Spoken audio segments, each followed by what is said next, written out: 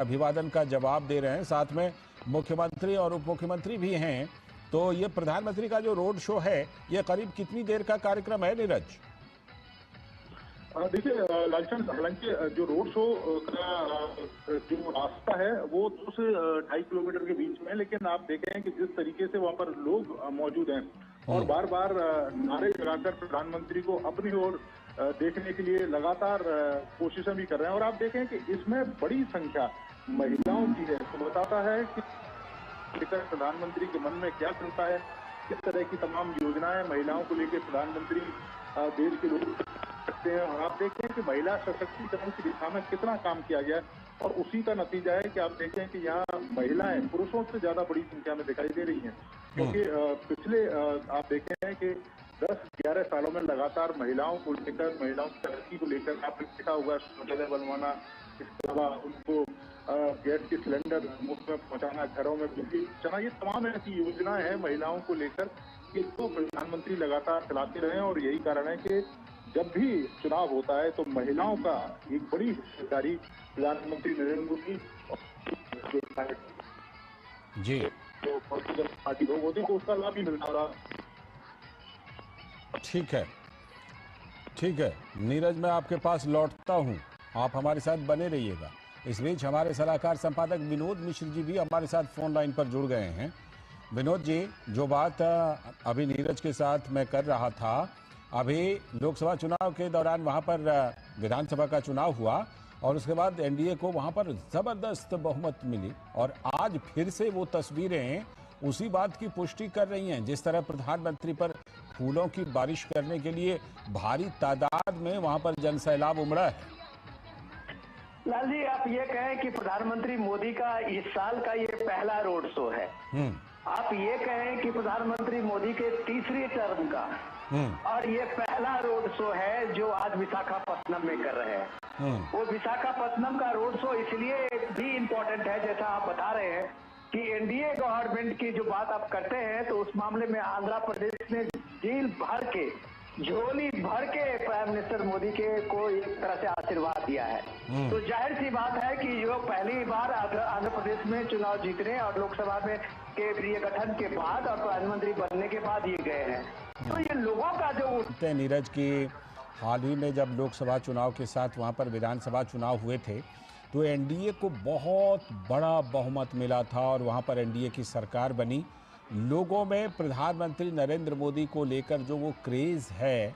वो एक बार फिर से विशाखापट्टनम में ये दिखाई पड़ रहा है। और मैं जैसा कि तस्वीरों में देख पा रहा हूँ, हमारे दर्शक भी देख पा रहे हैं कि फूलों की एक तरह से बारिश हो रही है और प्रधानमंत्री नरेंद्र मोदी हाथ हिलाकर अभिवादन दोनों तरफ, रोड के दोनों तरफ कर रहे हैं और अभिवादन का जवाब दे रहे हैं। साथ में मुख्यमंत्री और उप मुख्यमंत्री भी हैं। तो ये प्रधानमंत्री का जो रोड शो है, ये करीब कितनी देर का कार्यक्रम है नीरज?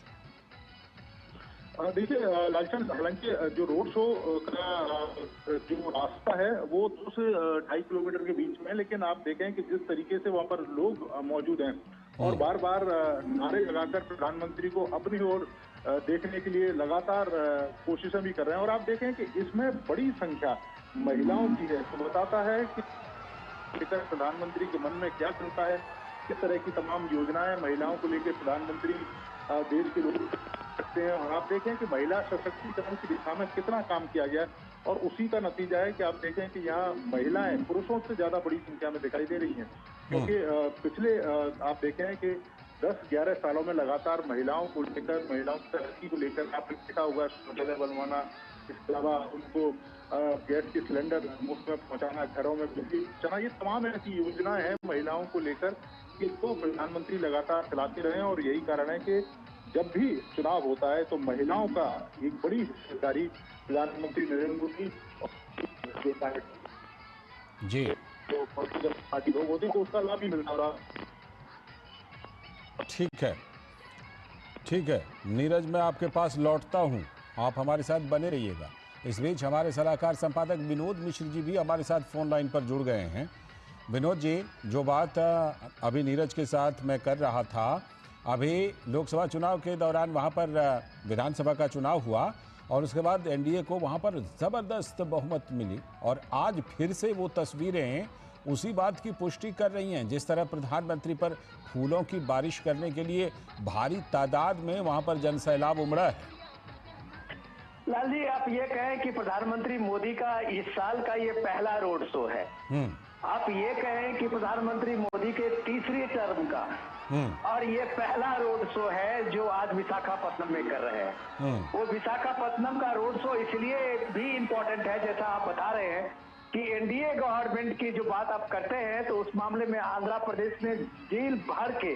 झोली भर के प्राइम मिनिस्टर मोदी के को एक तरह से आशीर्वाद दिया है। तो जाहिर सी बात है कि जो पहली बार आंध्र प्रदेश में चुनाव जीतने और लोकसभा में के प्रिय गठन के बाद और प्रधानमंत्री बनने के बाद ये गए हैं। तो ये लोगों का जो उत्साह है, लोगों के जो उमंग है, ये ऐसे ही नहीं है। आप कह सकते हैं कि आज जो प्राइम मिनिस्टर मोदी देश को जो एक बड़ा सौगात देने जा रहे हैं, 2 लाख करोड़ रुपए के जो प्रोजेक्ट की आज एक शुरुआत हो रही है, वो देश में आप ये कह सकते हैं कि ऊर्जा के क्षेत्र में एक बड़ी क्रांति की शुरुआत होने जा रही है। जो प्राइम मिनिस्टर मोदी जब आंध्र प्रदेश में विशाखापट्टनम में 65,000 करोड़ रुपए की प्रोजेक्ट की आधारशिला रखेंगे, ये ऊर्जा के क्षेत्र में आप कह सकते हैं कि एक बड़ी क्रांति की शुरुआत होने वाली है। और इसकी शुरुआत की नींव जब प्राइम मिनिस्टर रखेंगे, तो आप कह सकते हैं कि देश की एक नई उम्मीदें, जो डिपेंडेंसी थी कन्वेंशनल एनर्जी में, आप ये कह सकते हैं पेट्रोल डीजल को लेके, जो डिप्लोमेसी जियो पॉलिटिक्स थी, उसके बगल में अगर भारत ने अपनी आत्मनिर्भरता बनाई है, अगर इसके क्षेत्र में, ऊर्जा के क्षेत्र में, ग्रीन हाइड्रोजन को लेके, तो आप कह सकते हैं कि एक बड़ा क्रांतिकारी परिवर्तन होने वाला है। आप कह सकते हैं कि आज की जो ये शुरुआत है, वो देश को एक नई दिशा और दशा दे सकती है। तो प्राइम मिनिस्टर के मोदी के जो रोड शो में ये बात लोगों को पता है कि ये ग्रीन हाइड्रोजन के बड़े प्रोजेक्ट को लेके विशाखापट्टनम में और 2 लाख करोड़ के ज्यादा के जो प्रोजेक्ट होने वाले हैं, वो इंफ्रास्ट्रक्चर के रूप में देश को किस तरह से एक नई क्रांति लाने